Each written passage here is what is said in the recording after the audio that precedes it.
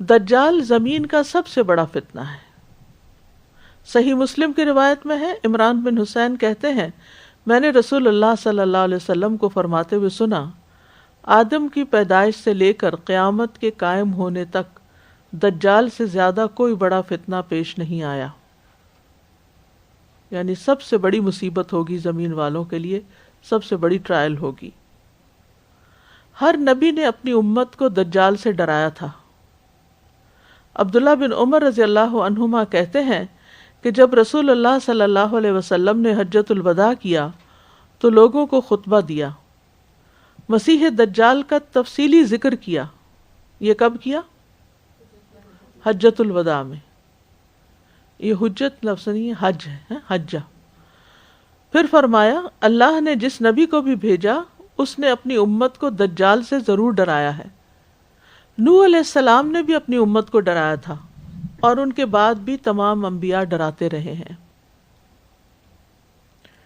اسی لیے ہم دیکھتے ہیں کہ صحابہ جو تھے وہ مسیح دجال کے ذکر سے خوف کھاتے تھے، صحابیات بھی۔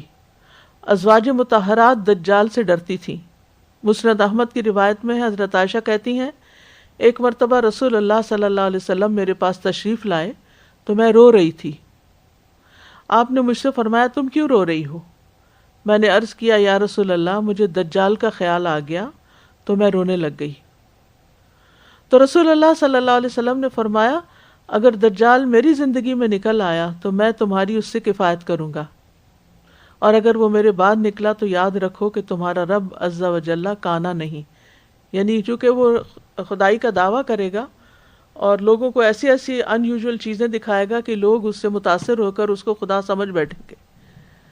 تو یہی سب سے بڑا فتنہ ہے کہ انسان کے ایمان کی آزمائش ہوگی دجال کے ذریعے۔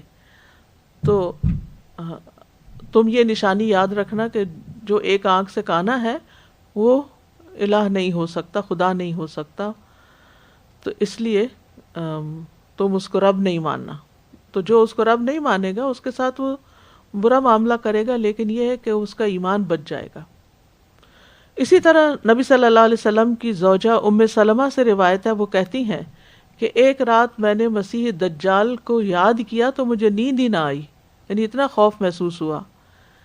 صبح میں رسول اللہ صلی اللہ علیہ وسلم کی خدمت میں حاضر ہوئی اور آپ سے اس کا ذکر کیا تو آپ نے فرمایا اس طرح پریشان مت ہو، اگر اس نے میری زندگی میں خروج کیا تو اللہ میرے سبب سے تمہیں اس سے کفایت کرے گا، یعنی میں خود اس کا مقابلہ کر لوں گا، اور اگر اس نے میری وفات کے بعد خروج کیا تو اللہ نیک لوگوں کے سبب سے تمہیں اس سے کفایت کرے گا۔